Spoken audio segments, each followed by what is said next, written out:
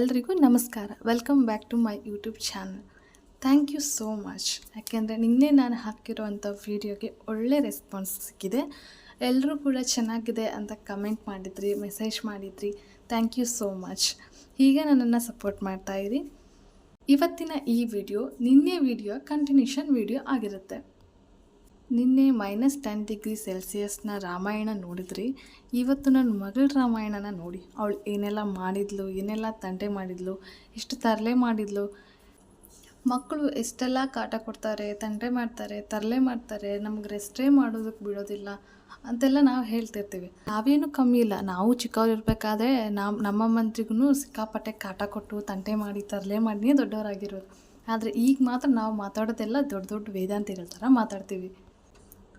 ಓಡಾಡಿ ಸುಸ್ತಾಗಿತ್ತು ಅಂತೇಳಿ 2 ice cream ತೊಗೊಂಡ್ವಿ. ನನ್ನ ಮಗಳಿಗೆ ಐಸ್ ಕ್ರೀಮ್ ಬೇಕು ಅವಳಿಗೂ ಅಂತೇಳಿ ಹಠ. ಅದಕ್ಕೆ ಆಯ್ತಪ್ಪ ನೀನು ತಿನ್ನು ಅಂತೇಳಿ ತಿನ್ಸೋಕೆ ಹೋದರೆ ನಾನು ಬೇಡ, ನಾನು ಕೆಳಗಡೆ ಇರೋ ವೆಫರ್ ಮಾತ್ರ ತಿಂತೀನಿ ಅಂತೇಳಿ ಜಗಳ ಮಾಡಿದ್ಲು. ನನ್ನ ಐಸ್ ಕ್ರೀಮಲ್ಲಿ ಕೆಳಗಡೆ ಅರ್ಧ ಐಸ್ ಕ್ರೀಮನ್ನು ತಿಂದ್ಲು. ನನ್ನ ಕೈಯಲ್ಲಿರೋ ಐಸ್ ಕ್ರೀಮ್ ಸೋರಾಡೋಕ್ಕೆ ಸ್ಟಾರ್ಟ್ ಆಯಿತು. ಅದಕ್ಕೆ ಆಯ್ತಪ್ಪ ಹೋಗಲಿ ಅಂತೇಳಿ ಅಂಗಡಿಯವ್ರ ಹತ್ರ ಹೋಗಿ ಒಂದು ಎಕ್ಸ್ಟ್ರಾ ಒಂದು ವೆಫರ್ನ ತೊಗೊಂಡು ಬಂದು ಅವಳಿಗೆ ಕೊಟ್ಟು ತಿನ್ನೋಕ್ಕೋಸ್ಕರ. ತಿನ್ನು ಅಂತಂದರೆ ಮೂತಿನೆಲ್ಲ ಮಾಡ್ಕೊಂಡಿದ್ದೆ. ಅಲ್ಲಿ ಇಲ್ಲಿ ಓಡಾಡಿ ಸುತ್ತಾಡಿದ ಮೇಲೆ ಸ್ವಲ್ಪ ಶಾಪಿಂಗ್ ಕೂಡ ಮಾಡಿದ್ವಿ. ಆ ಶಾಪಿಂಗೆಲ್ಲ ಮುಗಿಸ್ಕೊಂಡು ಹೊರಗಡೆ ಬಂದಮೇಲೆ ನನ್ನ ಮಗಳು ಆ ಬ್ಯಾಗನ್ನು ಹಿಡ್ಕೊಂಡು ಇಡೀ ಮಾಲೆಲ್ಲ ಸುತ್ತಾಡ್ತಾ ಇದ್ಲು. ಬಾರಮ್ಮ ಕೊಡು, ನನ್ನ ಕೈಗೆ ನಾನು ಹಿಡ್ಕೊಳ್ತೀನಿ ಅಂತ ನನ್ನ ಕೈಗೂ ಕೊಡ್ತಾಯಿಲ್ಲ, ಅವ್ರ ಅಪ್ಪನ ಕೈಗೂ ಕೊಡ್ತಾಯಿಲ್ಲ. ಆಯಿತು ಬಿಡು ನೀನೇ ಹಿಡ್ಕೊ, ಇನ್ನಾದರೂ ಎತ್ಕೊಳ್ತೀವಿ ಬಾ ಅಂದರೆ ಅದಕ್ಕೂ ಬೇಡ ಅಂತ ಜಗಳ ಮಾಡ್ತಾ ಇದ್ಲು. ಅದನ್ನ ಹಿಡ್ಕೊಂಡು ಅಲ್ಲಿ ಹೋಗೋದು ಇಲ್ಲಿ ಹೋಗೋದು, ಆಚೆ ಈಚೆ ಓಡಾಡೋದು, ಬರೀ ಇದನ್ನೇ ಮಾಡ್ತಾಯಿದ್ಲು. ನನ್ನೂ ಮುಟ್ಬೇಡಿ, ನನ್ನ ಬ್ಯಾಗ್ನೂ ಮುಟ್ಬೇಡಿ, ನೀವಿಬ್ಬರು ಹೊರಟೋಗಿ ಅನ್ನೋ ಥರ ಇತ್ತು.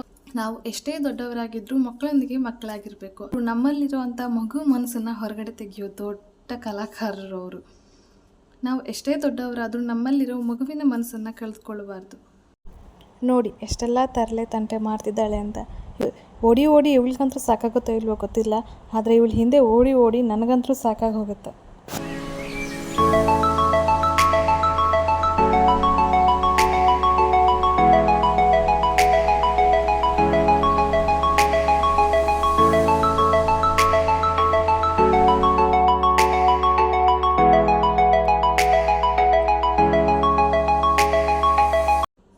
ಮನೆಯಲ್ಲಿ ಒಂದು ಮಗು ಇದ್ದರೆ ಸಾಕು, ನಮ್ಮ ಎಷ್ಟೇ ಟೆನ್ಷನ್ ಇದ್ದರೂ, ನಮಗೆ ಎಷ್ಟೇ ಬೇಜಾರಲ್ಲಿದ್ದರೂ, ನಮ್ಗೆ ಹುಷಾರಿಲ್ಲ ಅಂದರೂ ನಮ್ಮನ್ನು ಮತ್ತೆ ಆ್ಯಕ್ಟಿವ್ ಆಗಿ ಇರೋದಕ್ಕೆ, ನಾವು ನಗೋ ಹಾಗೆ ಒಂಥರ ನಮ್ಮನ್ನು ನಾವು ಖುಷಿಯಾಗಿ ಇರಿಸೋರು ಅಂದರೆ, ಯಾವಾಗಲೂ ನಮ್ಮನ್ನು ಖುಷಿಯಾಗಿ ಇರಿಸೋರು ಅಂದರೆ ಅದು ನಮ್ಮ ಮಕ್ಕಳು ಮಾತ್ರನೇ.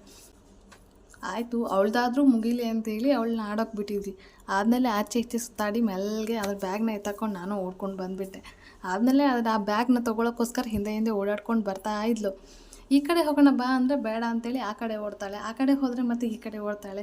ಬರೀ ಇದೇ ಉಳ್ದು.